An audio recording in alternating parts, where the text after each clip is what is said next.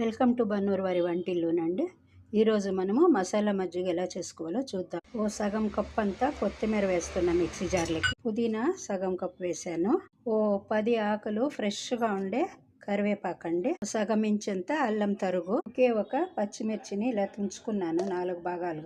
ఉప్పు వేస్తున్నా, తగినంత వేసుకోవచ్చు. వేయించిన జీలకర్ర పొడి అండి. అంతా కచ్చా పచ్చగా వేసుకున్నాక ఇలా పెరుగు వేయాలి. 2 కప్పులు పెరుగు తీసుకున్నాను నేను, చిక్కటి పెరుగు వేసాక ఇప్పుడు మరీ మిక్సీ వేసుకుని చూడండి. మీరు కాబడితే వడబోసుకోవచ్చు, లేదా అలాగే తాగేసేయచ్చండి. చాలా బాగుంటుంది. బాగా ఓ 2 లీటర్లంత నీళ్ళు వేస్తే పడుతుందండి ఇది. అంటే ఓటికి 4 వేయచ్చు. చాలా బాగుంటుంది చూడండి.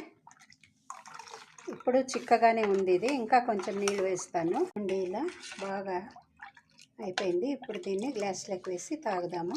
మన మసాలా మజ్జిగ రెడీ అయిపోయింది.